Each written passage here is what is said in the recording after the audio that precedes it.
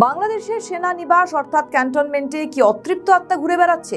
তবে কি ক্যান্টনমেন্টে ভূতের উপদ্রব হয়েছে? আসুন আমাদের এই প্রতিবেদন শেষ পর্যন্ত শুনলেই বুঝতে পারবেন আসল রহস্যটা কি।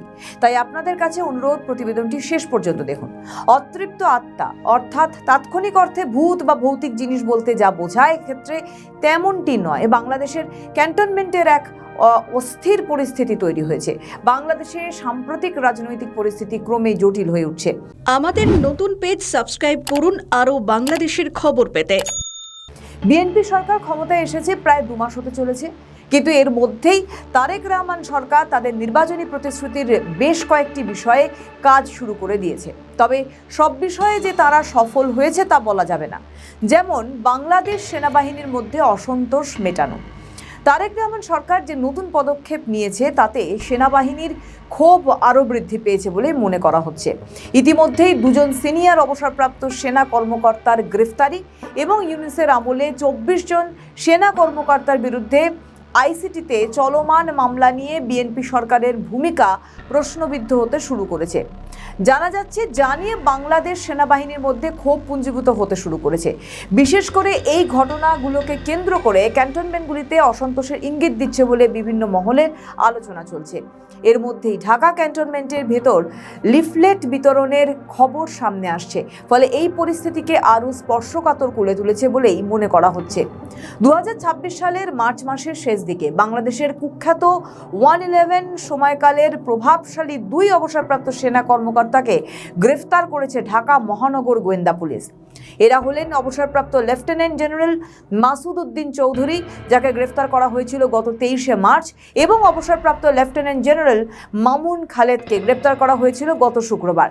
তারেক রহমানের সরকার এর মধ্যেই যে 111 আমলের সেনা কর্মকর্তাদের বিরুদ্ধে অ্যাকশন নিতে শুরু করেছে তা নিয়ে আর কারো সন্দেহ নেই।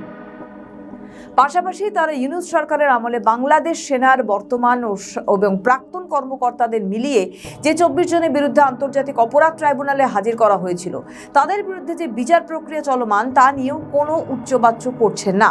ফলে নির্বাচন পরবর্তী রাজনৈতিক পালাবদলের পরও বাংলাদেশ সেনার মধ্যে খুব একটা স্বস্তির খবর নেই।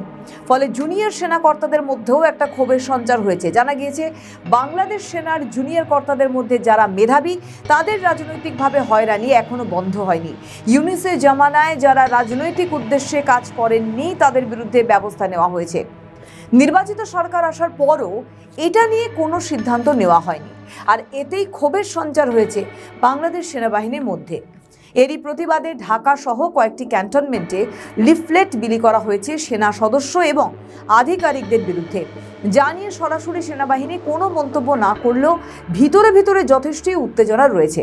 প্রশ্ন উঠছে, এই ঘটনাগুলো কি কাকতালীয় নাকি বড় কোনো পরিকল্পনার অংশ? বাংলাদেশের ওয়াকিবহাল মহলের মতে বাংলাদেশে রাজনৈতিক অস্থিরতা বা ক্ষমতার পরিবর্তনের সময় সেনাবাহিনী প্রায়শই একটি ক্রাইসিস ম্যানেজার বা প্রভাবক হিসেবে ভূমিকা পালন করে এসেছে। যেমন 2007-2008 সালে তত্ত্বাবধায়ক সরকার বা 2024 সালে 5ই আগস্টে পট পরিবর্তন, সবেতেই রয়েছে সেনাবাহিনীর ভূমিকা। অতীতেও বাংলাদেশে সামরিক অভ্যুত্থান ঘটেছে এবং পরবর্তী সময়ে সেনা সমর্থিত সরকারের উত্থান সে দেশের সেনাবাহিনীর রাজনৈতিক প্রভাবকে বারবার নগ্ন করেছে। অপরদিকে বর্তমান সেনাপ্রধান জেনারেল ওয়াকারুজ্জামান 5ই আগস্টের পর জানিয়েছিলেন যে সেনাবাহিনী সরাসরি রাজনীতিতে হস্তক্ষেপ করবেন না এবং গণতান্ত্রিক প্রক্রিয়া যেমন অবাধ ও সুষ্ঠু নির্বাচন অনুষ্ঠানে অন্তর্বর্তীকালীন সরকারকে সহায়তা করবে। ঘটনাচক্রে জেনারেল ওয়াকার সেটা করলেও বিতর্ক কম নেই। আসলে বাংলাদেশ সেনাবাহিনী একটি পেশাদার বাহিনী হওয়ার কথা বললেও সে দেশের সেনাবাহিনীর মধ্যে রাজনীতির যোগাযোগের অভিযোগ বা রাজনীতিতে জড়িয়ে পড়ার প্রবণতা নিয়ে অভিযোগ কম নেই। জাতিসংঘ মিশনে অংশগ্রহণ করে বাংলাদেশ সেনাবাহিনী বৈদেশিক মুদ্রা অর্জন করে ঠিকই পেশাদার সশস্ত্র বাহিনী হিসেবে নিজের দেশে তারা সংকটকালে খুব একটা বড় ভূমিকা নিতে পারেনি বা নেওয়ার চেষ্টাও করেনি। তবে ক্যান্টনমেন্টের সেনাবাহিনীর তরফে লিফলেট বিলি নিয়ে যা জানা যাচ্ছে তা বেশ গুরুত্বপূর্ণ।